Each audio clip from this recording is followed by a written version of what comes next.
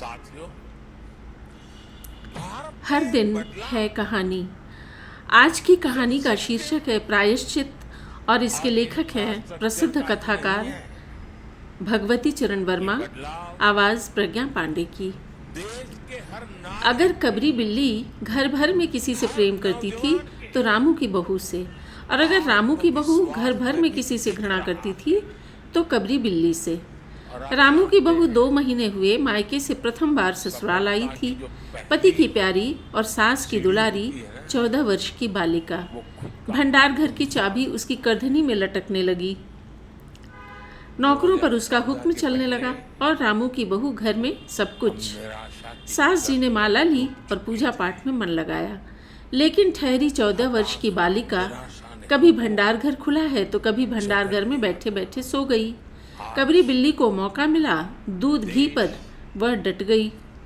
रामू की बहू की जान आफत में और कबरी बिल्ली के छक्के पंजे। रामू की बहू हांडी में घी रखते रखते ऊँघ गई और बचा हुआ घी कबरी के पेट में। रामू की बहू दूध ढककर मिश्रानी को जिन्स देने गई और दूध नदारद। अगर बात यहीं तक रह जाती तो बुरा न था।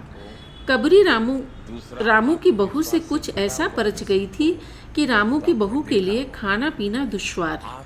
रामू की बहू के कमरे में रबड़ी से भरी कटोरी पहुंची और रामू जब आए तब कटोरी साफ चटी हुई। बाजार से बालाई आई और जब तक रामू की बहू ने पान लगाया बालाई गायब। रामू की बहू ने तय कर लिया कि या तो वही रहेगी घर में या फिर कबरी बिल्ली ही। मोर्चाबंदी हो गई और दोनों सतर्क। बिल्ली फंसाने का कटघरा आया। उसमें दूध, मलाई, चूहे और भी बिल्ली को स्वादिष्ट लगने वाले विविध प्रकार के व्यंजन रखे गए, लेकिन बिल्ली ने उधर निगाह तक न डाली। इधर कबरी ने सरगर्मी दिखलाई। अभी तक तो वह रामू की बहू से डरती थी, पर अब वह साथ लग गई, लेकिन इतने फासले से कि रामू की बहू उस पर हाथ न लगा सके। कबरी के हौसले बढ़ जाने से रामू की बहू को घर में रहना मुश्किल हो गया। उसे मिलती थी सास की मीठी झिड़कियाँ और पतिदेव को मिलता था रूखा सूखा भोजन। एक दिन रामू की बहू ने रामू के लिए खीर बनाई। पिस्ता, बादाम, मखाने और तरह तरह के मेवे दूध में औटाए गए।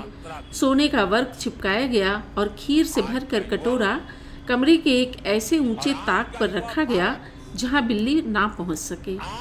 रामू की बहू इसके बाद पान लगाने में लग गई। इधर बिल्ली कमरे में आई।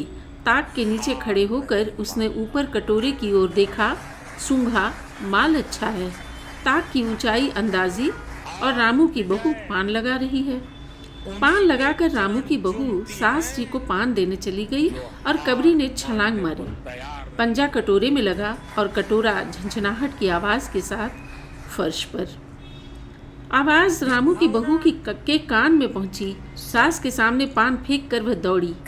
क्या देखती है कि फूल का कटोरा टुकड़े टुकड़े, खीर फर्श पर और बिल्ली डट कर खीर उड़ा रही है। रामू की बहू को देखते ही कबरी चंपत। रामू की बहू पर खून सवार हो गया। न रहे बांस न बजे बांसुरी। रामू की बहू ने कबरी की हत्या पर कमर कस ली। रात भर उसे नींद न आई। किस दांव से कबरी पर वार किया जाए कि फिर जिंदा न बचे, पड़े पड़े यही सोचती रही। सुबह हुई और वह देखती कि कबरी देहरी पर बैठी बड़े प्रेम से उसे देख रही है। रामू की बहू ने कुछ सोचा, उसके बाद मुस्कुराती हुई वह उठी। कबरी रामू की बहू के उठते ही खिसक गई। रामू की बहू एक कटोरा दूध कमरे के दरवाजे की देहरी पर रख कर चली गई। हाथ में पाटा लेकर वह लौटी तो देखती है कि कबरी दूध पर जुटी हुई है। मौका हाथ में आ गया। सारा बल लगाकर पाटा उसने बिल्ली पर पटक दिया। कबरी न हिली न डुली, न चीखी न चिल्लाई, बस एकदम उलट गई। आवाज़ जो हुई तो महरी झाड़ू छोड़कर, मिश्रानी रसोई छोड़कर और सास पूजा छोड़कर घटनास्थल पर उपस्थित हो गईं। रामू की बहू सिर झुकाए हुए अपराधिनी की भांति बातें सुन रही है। महरी बोली, अरे राम, बिल्ली तो मर गई माँ जी। बिल्ली की हत्या बहू से हो गई, यह तो बुरा हुआ। मिश्रानी बोली, माँ जी, बिल्ली की हत्या और आदमी की हत्या बराबर है। हम तो रसोई न बनावेंगी जब तक बहू के सिर हत्या रहेगी। सास बोली, हाँ ठीक तो कहती हो, अब जब तक बहू के सिर से हत्या न उतर जाए तब तक न कोई पानी पी सकता है न खाना खा सकता है। बहू या ये क्या कर डाला? मेहरी ने कहा, फिर क्या हो, कहो तो पंडित जी को बुलाए लाएं। सास की जान में जान आई। अरे हाँ, जल्दी दौड़ के पंडित जी को बुला ला। बिल्ली की हत्या की खबर बिजली की तरह पड़ोस में फैल गई। पड़ोस की औरतों का रामू के घर में तांता बन गया। चारों तरफ प्रश्नों के बौछार और राम की बहू सिर झुकाए बैठी। चारों तरफ से प्रश्नों की बौछार और रामू की बहू सिर झुकाए बैठी। पंडित परम सुख को जब यह खबर मिली उस समय वह पूजा कर रहे थे। खबर पाते ही वह उठ पड़े।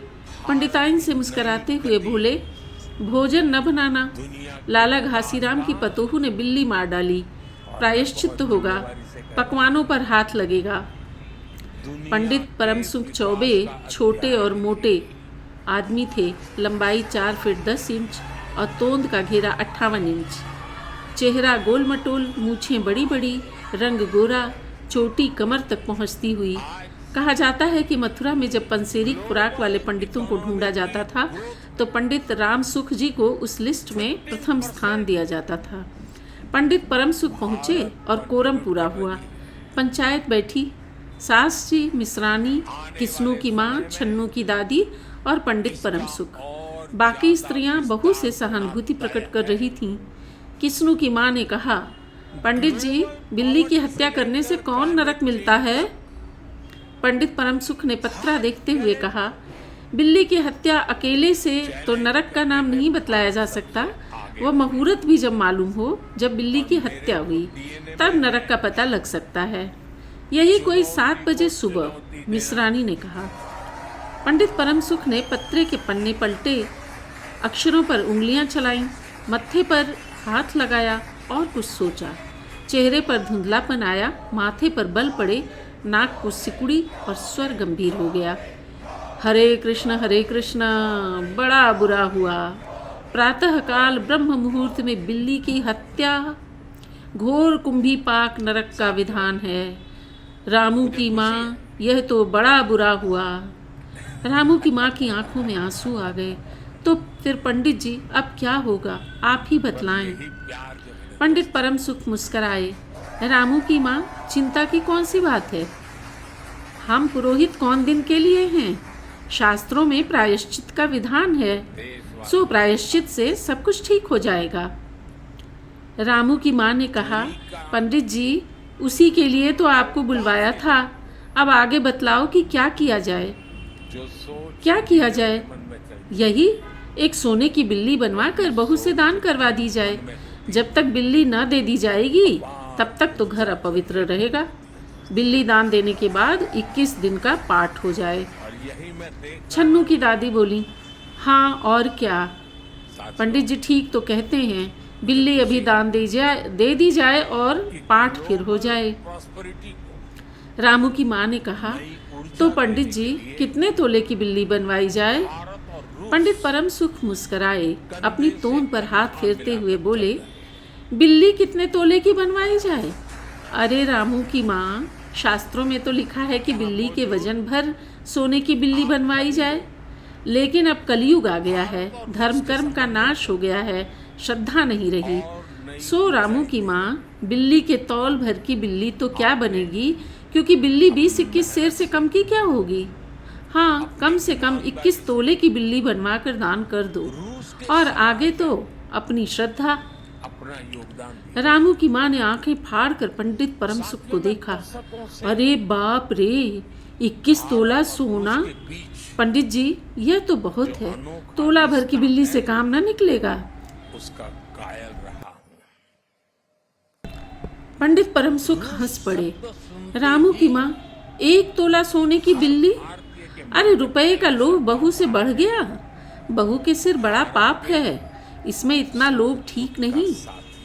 मोल तोल शुरू हुआ और मामला 11 तोले की बिल्ली पर टिक गया।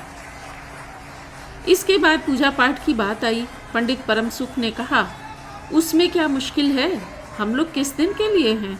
रामू की माँ, मैं पाठ कर दिया करूँगा। पूजा की सामग्री आप हमारे घर भिजवा देना। पूजा का सामान कितना लगेगा? अरे कम से कम सामान में हम पूजा कर देंगे। दान के लिए करीब 10 मन गेहूँ, 1 मन चावल, 1 मन दाल, मन भर तिल, 5 मन जौ और 5 मन चना, 4 पसेरी घी और मन भर नमक भी लगेगा। बस इतने से काम चल जाएगा। अरे बाप रे, इतना सामान! पंडित जी, इसमें तो 100-150 रुपया खर्च हो जाएगा। रामू की माँ ने रुआंसी होकर कहा। फिर इससे कम में तो काम न चलेगा। बिल्ली की हत्या कितना बड़ा पाप है। रामू की माँ, खर्च को देखते वक्त पहले बहू के पाप को तो देख लो। यह तो प्रायश्चित है, कोई हंसी खेल थोड़ी ही है। और जैसी जिसकी मर्यादा, प्रायश्चित में उसे वैसा खर्च भी करना पड़ता है। आप लोग कोई ऐसे वैसे थोड़े ही हैं।